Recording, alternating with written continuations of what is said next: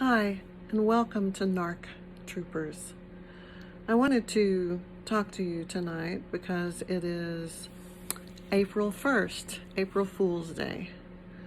And I want to talk about, does the narcissist know what he's doing? Does he know what he's feeling? Is he conscious of any of that? And so let's look at that for a second.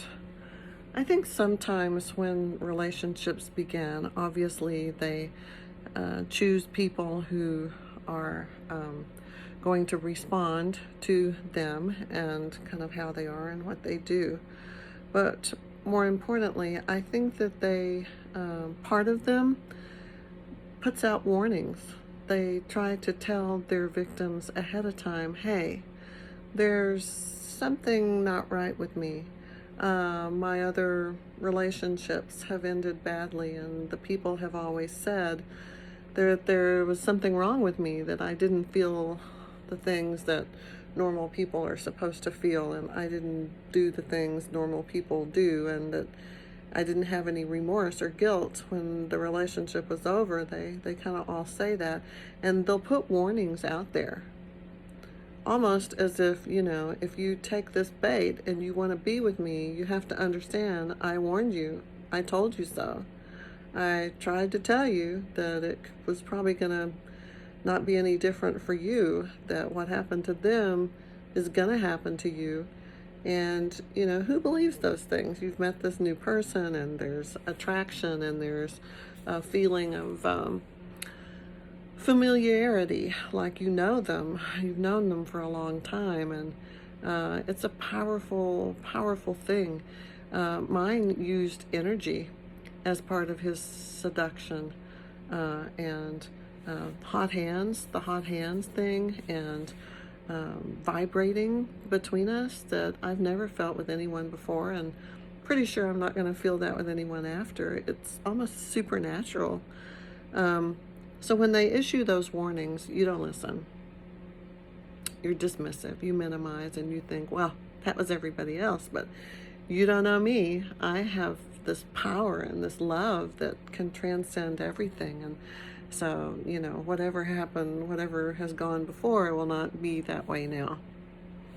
So, so that's in the beginning, they issue that warning. And then I think that there is an attraction and a feeling of attachment almost that they have for you. I think the bottom line is they don't know what love is, so they think that love is infatuation. They think that love is that feeling that you give them. It's how you make them feel. Excited, butterflies in the tummy, intense attraction, lust, whatever, those kind of things. So it's really what you can do for them. What you can do for them is something that they love about you, but they love you like they would a fancy appliance, like a cell phone, like a new car, maybe. They like to drive it around and show it off, and they're in love with it, but not in the sense that a normal neurotypical person would feel love in that way. They don't know what that is. So as the relationship goes along, at some point you do something to wound them, to cause an injury. It could be setting boundaries, can do that. It could be criticism, or it could be tuning them out and not providing that fuel that they seek from people. But for any of those reasons and more, there's a shift where they look at you and all the shiny has worn off. And now they're seeing that you are weak and you are flawed and you are not perfect, and you don't make them feel all intense feelings, and they don't like the way that you make them feel anymore. You're not giving them the attention and the adoration that they need to receive on a constant basis. You're not worshiping them. as perhaps you once did, because they've done things that were awful things maybe along the way, and after a while it's really hard to muster that kind of enthusiasm to be their cheerleader when you've been hurt by their actions over and over. So then becomes the devaluation begins, and they start picking at you. Mine would say things like, "I don't like the way you talk to people sometimes," or he would grab the fat on my arms and just kind of wiggle it, and the fat on other parts of my body that were imperfect, he would grab them and kind of jiggle them around and kind of look at me like, yeah, look at this.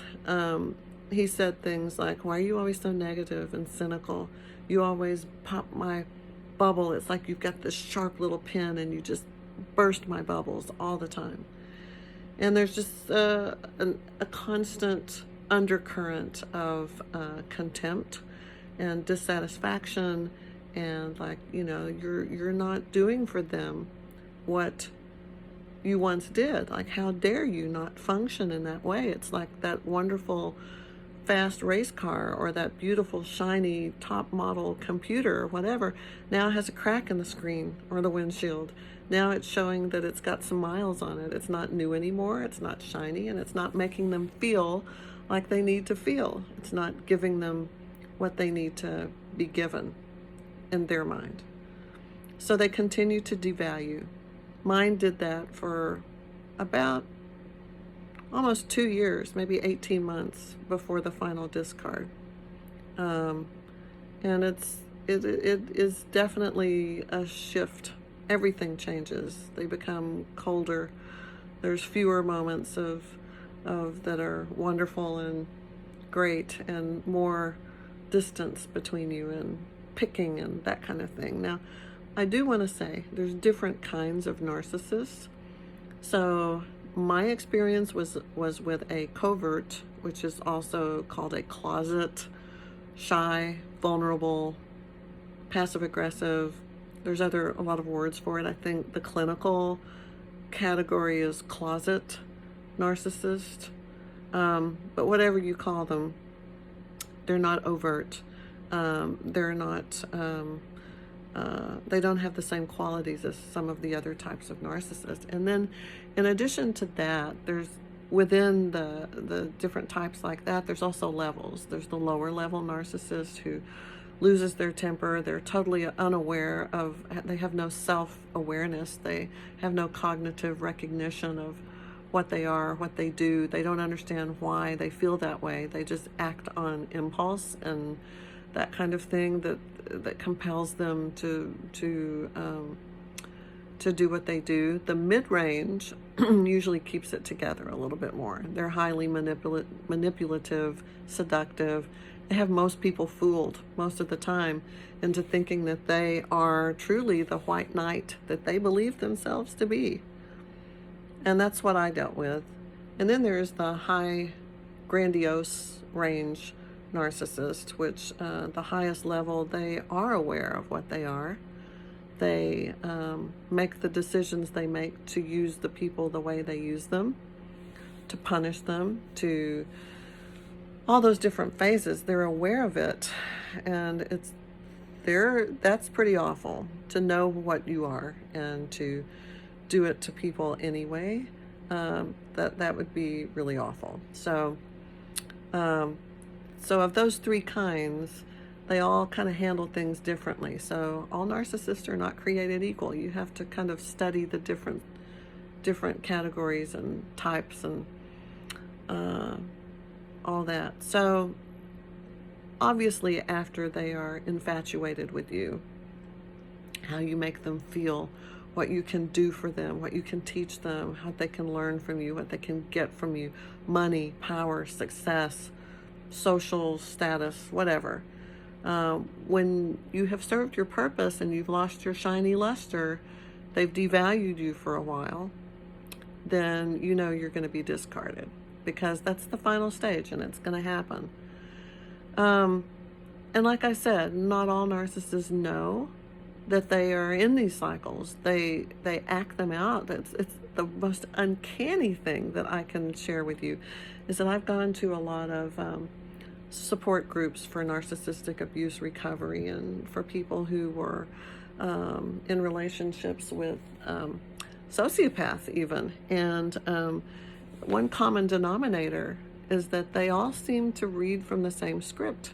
The cycles, the things they say, the way they think, how they operate, it's chillingly similar. And there's a lot of reasons why that may be, but anyway, the discard does come at the end, and they will abandon you suddenly, usually after they have secured a new fuel source or supply and have them in place and ready to go. I know mine unexpectedly left me the day after we returned from an extended trip to Europe to visit my daughter and to be there. We went to Paris, we went to Lisbon. Should have been a glorious time, but the day we came back the next morning, the very next morning after our flight touched down the night before, he just dropped the bomb and said, well, I've decided I want to be with other women, and one is not enough, and you are not enough, and I knew you'd want a divorce when I told you that, but I have to be my true self, and so I guess we're going to get divorced, so I'm going to take my bag. It's still packed from the trip, and I'm going to take off. And that was that. I mean, not only was I in shock and too flabbergasted to speak, it took a while to process that. I mean, it's like getting hit by a truck. Should have seen it coming, I guess, but I didn't know then what I know now. And, that was definitely a learning experience. Really big learning curve, really hard. So the question is, for April Fool's Day, are they fooling you, or are they fooling themselves? What's going on there? I think that they have a different reality. They have a false self that is not their true self. It's magical thinking. It's not based in anything that is real, or any emotion that is substantive or real. It's all in their head, a fantasy. It's all having like a little shiny toy and being in love with that toy, but then the toy gets some imperfection or shows some weakness or serves its purpose, then you just replace it with a new one. And it's just that simple for them. And there's really nothing else to it. It's not like they're intentionally thinking, oh, I'm going to fool this person and deceive them and do all this. I think sometimes they believe their own insanity, their own fantasies. They believe it's real, and they don't know what it feels like to really love and be loved. They don't know what it feels like to have compassion or empathy for other humans, and they don't know what it feels like to have guilt and remorse when treating others badly, when they hurt other people. They have no moral or ethical imperative that commands them to behave in a certain way. They are truly survivalist in the purest sense, and they are truly in it for themselves and their own ego, in the truest, purest sense of ego. They are. And so whether it's intentional and they're trying to fool you, that's a moot point. Most victims are fooled, and there are reasons why we're victims. I mean, they're not the only ones that are disordered many times, or maladapted, or have attachment issues, or relationship addiction, or ineffective boundaries, or whatever, some wounded child thing happening. I mean, we have our own stuff, but the difference is we're real. We're grounded in reality. We live in that place, and we act from a place of true, authentic emotion, where we care about people, and it hurts us when we hurt them, and we we know what love is, we know what it feels like, and we know how to feel that way towards another person. And love is not just how somebody makes you feel or what they can do for you. It's just something else that either you know that or you don't. You're healthy and well and capable of doing that, or you're not.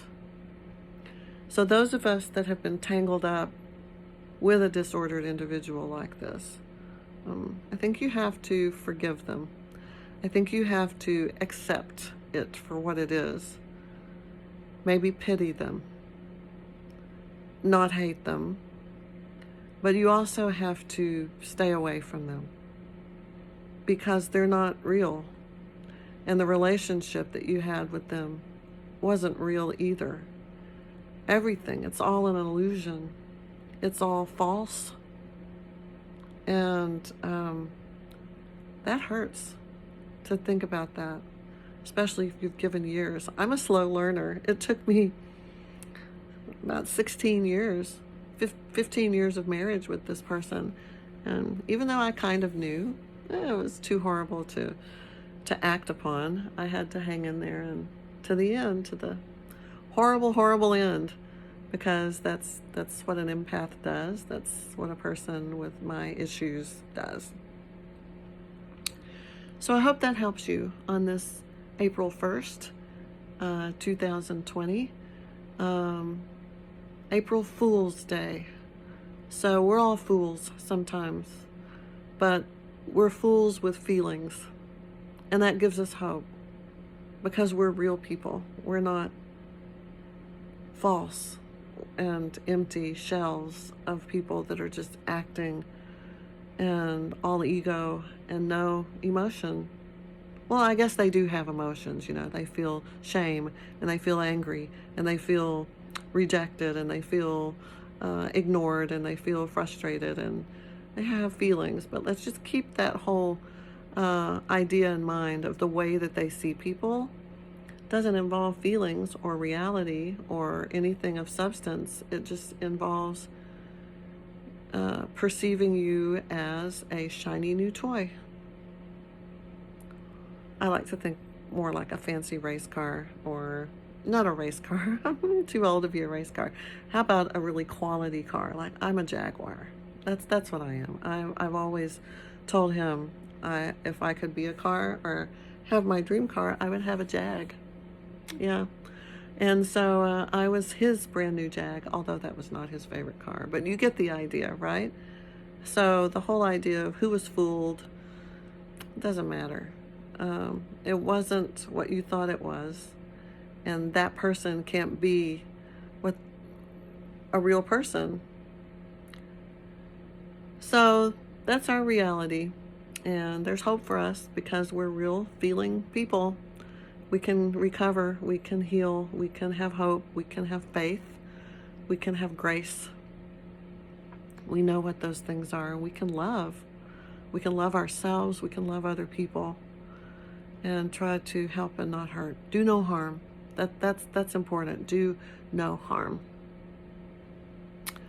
So that's my message. If you enjoyed today's little talk, visit me at narctroopers.com for my website, where you will find tons of podcasts, more of these video blogs on all kinds of subjects. And I also have some articles that I've written that go into more detail and have a little bit more facts and statistics, some of them, to support the things that I'm trying to share.